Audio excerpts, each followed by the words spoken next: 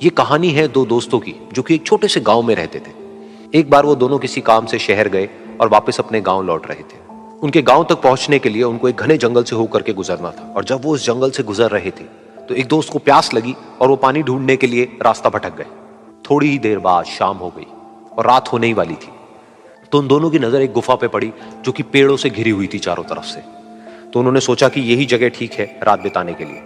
तो दोनों ने कुछ लकड़ियां इकट्ठी करी, उस गुफा के अंदर गए और आग जला करके वहां पे बैठ गए। रात का वक्त था, गुफा के अंदर आग जल रही थी, बाहर बिल्कुल अंधेरा था और कुछ जानवरों की आवाजें आ रही थी। तो उन दोनों में से जो एक दोस्त था वो अंदर ही अंदर डरने लगा, क्योंकि उसने भूत प्रेतों की बहुत कहानियां सुनी थी कि रात के वक्त जंगल में कुछ भयानक आत्माएं भटकती हैं और अगर उनको कोई ऐसा भटका हुआ आदमी मिल जाए तो उसको नहीं छोड़ती।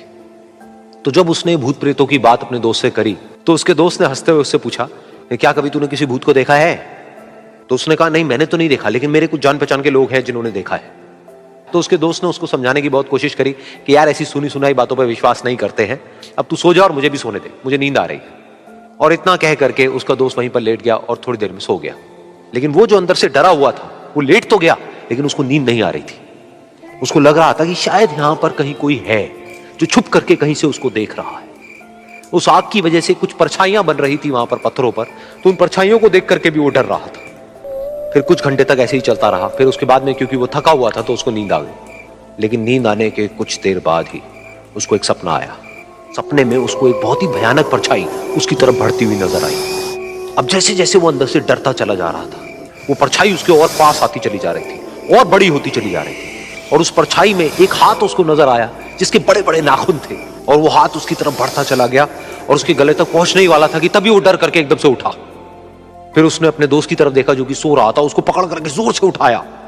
फिर उसने अपने दोस्त को बताया कि उसके साथ में क्या हुआ। तो उसका दोस्त फिर हंसने लगा। फिर उसके दोस्त ने उसको कहा, अब अगर दोबारा से तुझे वो परछाई दिखे तो तू वही कहियो जो मैं तुझे कह रहा हूं कहने के लिए, फिर देखते हैं वो परछाई तेरा क्या करती है। तुझे अपने अंदर ही अंदर बोलना है, मैं तुझसे नहीं डरता, सामने आ।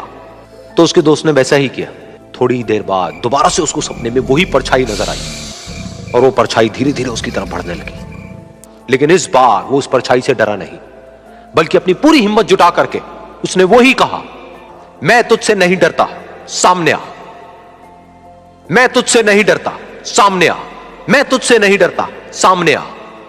जैसे जैसे वो ये बोलने लगा, वो परछाई छोटी होने लगी और उससे दूर होने लगी। वो बोलता रहा, वो परछाई छोटी होती रही और धीरे धीरे वो परछाई दिखनी बंद हो गई।